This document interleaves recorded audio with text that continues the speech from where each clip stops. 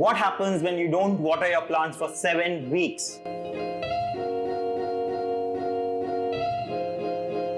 Lockdown happened, I went home, plants were left in office.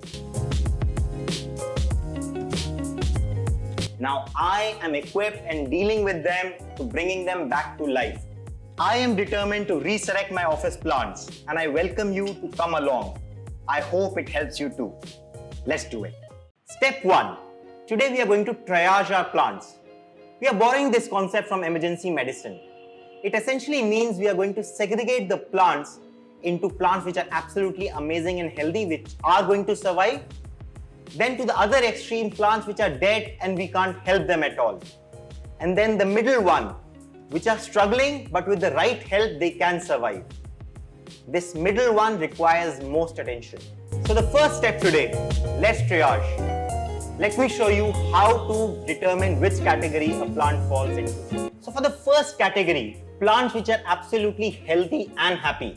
If the plant has any signs of new growth, that means the plant is happy, right?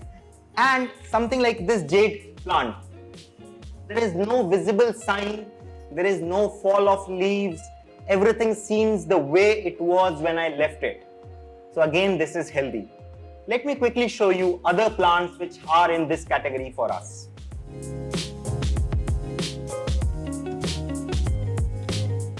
So once we have identified category 1 plants, which are obviously healthy, then we move on to identify category 3 plants, plants which are obviously dead. The top of my list in this category are the seasonal plants. So a lot of these plants, this is petunia. I had purchased them in February or March just for their flowering. And these are plants which only last winter months. So without water and even with water, they would have finished their cycle in April. And these are the plants we should just remove. Now with these plants, we need to remove them with their roots from the pot. Just make sure of one thing, discard them properly. These plants can be carrying disease or something and we don't want it to spread to any other plant. It's important that you get these plants out of the way as soon as possible, because once we are resurrecting the other plants, we'll need more pots, we'll need new pots. Now let's come to category 2. Plants which look dead, but they can grow back with your right efforts. This is the most critical, this is the most important category.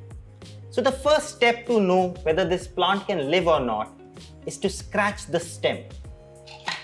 I have a rubber plant here and I'll scratch the stem at the bottom and you see that it has a greenish underside. That means the stem is alive and that means that this plant has hope. This is fiddle leaf fig, and to test this I'm just simply going to cut it and you see it's totally woody. And so I'm going to cut back even more. And so with this fiddle leaf fig, I don't have a lot of hope, but I'll just keep it this way for some weeks and we'll get to know.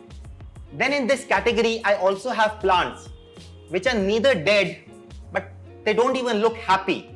So these all will also come in this second category which needs attention to stay alive.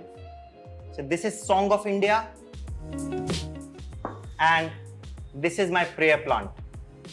This is Schefflera or umbrella plant. Now when I'm cutting it or I'm scratching it, there is no greenishness. But since it's a mature big plant, I have certain hope from it. Big plants have more resilience to being without water and they will always surprise you how they bounce back.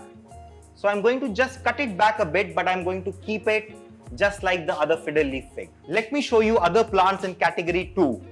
Plants which we are going to work on together over next couple of months and try to revive.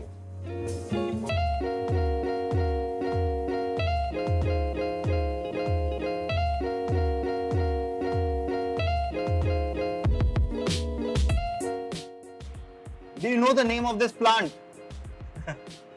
This is oxalis.